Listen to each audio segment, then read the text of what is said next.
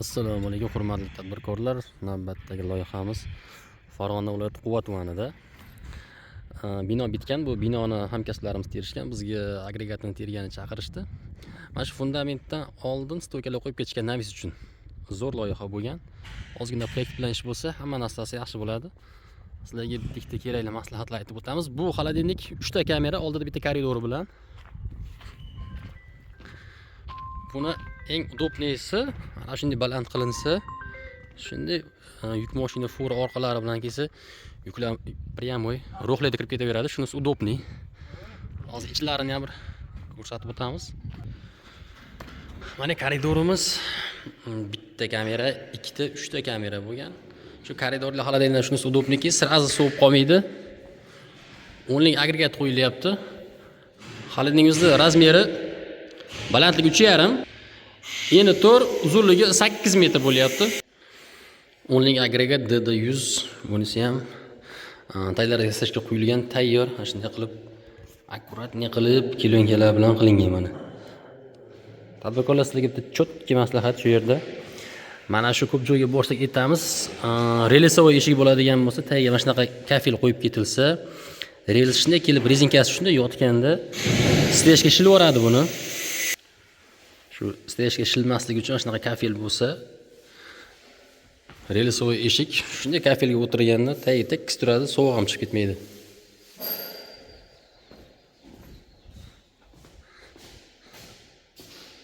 Andozani bilan oling. 3 ta xonamiz, 3-inchisi mana. DD100 mana shu yerga ilamiz. Xudo xolasa hozir orqa taraflarini ham ko'rsatib o'tamiz.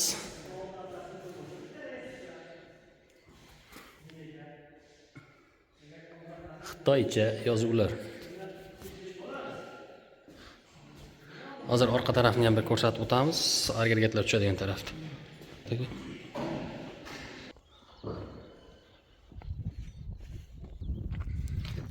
Ana shunday qilib stokka qo'yib ketilgan. Navisimiz mana shu paneldan imkon qadar baland, 30, 40, 50 santimetrcha baland bo'lsa zo'r bo'lar. Shuni hisobini olasizlar agar navis qilish niyat bo'lsa. Yana bir o'rinli maslahat shu yerda, shu imkon qadar xolodilnik bitgandan keyin navis bo'lsa, xolodilnik bitgandan keyin navis qilinadigan bo'lsa, agar mana shu xolodilnikni panelga yopishtirib stokka qo'yiladigan bo'lsa, xolodilnikni o'zini qisib qoladi. Mana shu yerga suvarchi ustalarga aytdik. Stok yasab berishadi. O'nlik agregatimiz shu yerga tushadi. Bitta bu yerga, ikkita, 3 ta bor shu yerga. Orqa tarafi. Bugungi videomizda sizlarga agregatlarning klavati bo'yicha ko'proq maslahat berishga harakat qilamiz. Ko'pchilik klavatini so'raydi, necha klavat tok расход bir oyga deydi. Shuni aytib o'tishga harakat qilamiz. Lekin men ko'pchilikka aytaman, 50 tonnalik xolodilnik qilasizlarmi, 100 tonnalikmi, sizlar bosadigan yuk million pulni tashkil qilgandan keyin u tok arzimagan pul bo'ladi. Shuning uchun nima deydi, unchalik tok расходiga qo'rqish kerak emas. Ishni bosish kerak xullas. Ana shunday chiroyli joylarga kelib oldik. Hozir xolodilnikimizning umumiy katta ko'rinishini ko'rsatamiz. Imkon qadar xo'jalikda emas, mana shunday keng dalali joyga xolodilnik qilinsa juda ajoyib ish bo'ladi. Albatta motorni o'ziga yarasha shumi, shovqini bo'ladi. Xo'jalik mahalla kuyi bo'lsa, endi har xil qo'ni-qo'shnilar degan narsa bor bizda.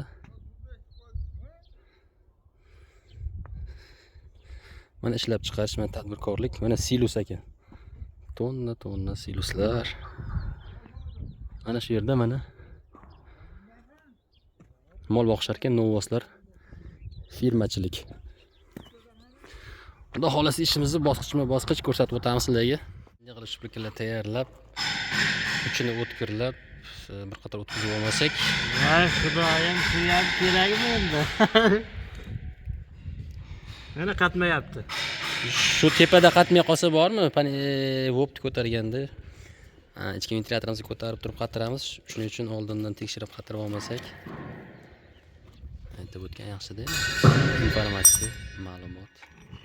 Bijla tomon qochinglar. uchta kameraga 3 ta agregatimiz kelgan. 10 lik agregat. Ko'pchilik rasxod, to'kti rasxod yana o'sha gap so'rashadi. Mana kilovatni buni soatiga 7,5 kilovat mana ko'rinyaptimi? 7,5 kilovat mana. Bu asosan sutkani 3 dan 1 qismida ishlaydi. Ya'ni dam olib. Deylik 24 soatda 8 soat yoki 10 soat. Shuni pulini chiqarib olsalar ham bo'ladi.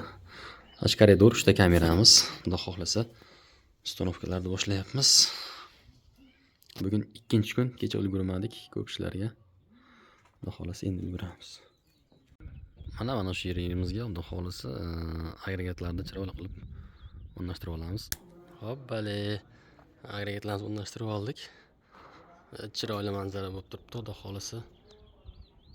Trubka montaj bo'ldi. Endi kabel montajlasa keyin mana boshlayapmiz.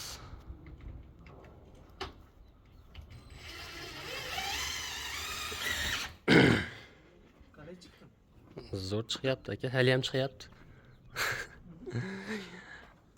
Mana hurmatli tadbirkorlar, mana shu 10 sm 20 plotniy bez zdaniya joyga bo'lyapti. Zdaniya yo'q. 10 sm 20 plotniy. Tepasiga naves qilinadi, bo'ldi, tamom. Sizlar ham nima deydi? Zdaniya qilib, bino qilib, izolyatsiya qilib, rasxod qilib, yana kamiga 15 sm yoki sariqdan qilamiz deyapsizlar. U kerak emas, u ortiqcha rasxod u. Mana shu bez zdaniyaga bo'lyapti mana shu joy. Zdaniyangiz bo'lsa 10 sm 20 plotniy bo'lsa ham o'sha двойной izolyatsiya bo'lgan bo'ladi. Hisobini olib qo'yasizlar. Mana agregatimiz ustanovkalari ana shunday kabel montaj.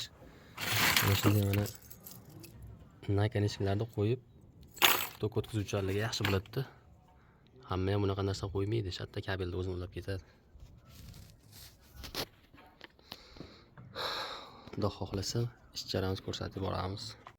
Mana shu boya aytganimdek, shkafel bo'lsa, ana eshiklar ana shu rezinka yedirilib ketmaydi. Koridorlik xolodilnikda shunisi yaxshiki, mana koridor ham salqin xolodilnik bo'lib qoladi o'zini. Uchala kamera, eshiklar ustanovka bo'lgan. Kabellarini ulasak, xudo xolasa yurg'izamiz.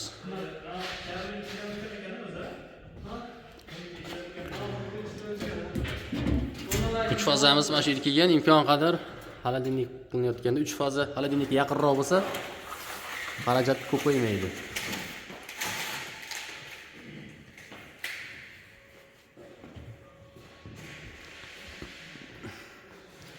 o'n sm 20 plotniy. Bemalol ochiq zdaniyaga bo'ldi. Ortiqcha rasxod kerak emas. Shuni o'rniga bemalol to'klar yushadi, stejkalarning bo'ladi. Stejkasi ham bo'lgan buni. Hurmatli tadbirkorlar, agregatlarimizni yurg'izdirdik. Birinchi kameramiz ana 10 gradus, 15 gradus issiqdan 0 ga tushyapti, xudo xolasa. Ikkinchi, uchinchilarni ham mana hozir yurg'izamiz. Orqa tarafda ham bir ko'rsatib qo'yamiz sizlarga. Bunga endi gaz qo'yyapmiz. 17 gradus ekan mana. 17 gradusni 0 ga tushiryapmiz. Bu ham shunaqa edi adashmasam. Hoppale.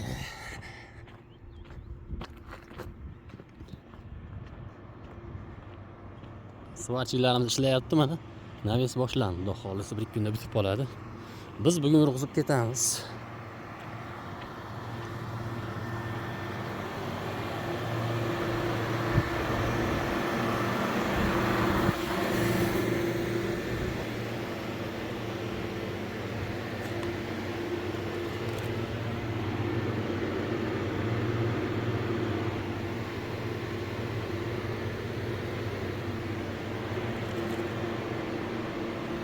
Narigisi endi xudo xolasa.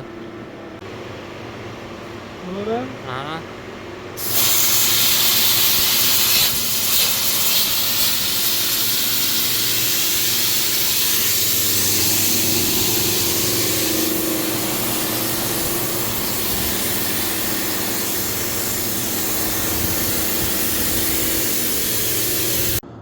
Uchinchi xolodilnikimizni ham mana hozir yurg'izdirdik.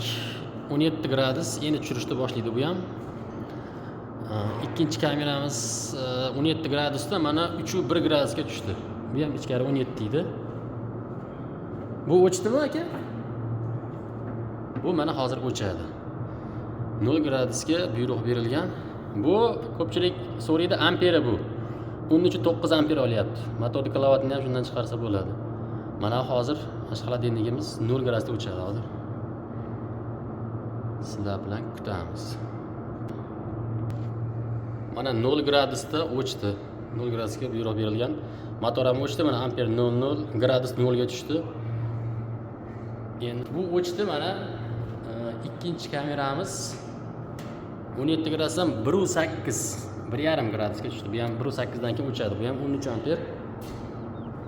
Bu holdingiz 17 gradusdan 12 gradusga tushdi. Uchalasini ham yurg'izdik.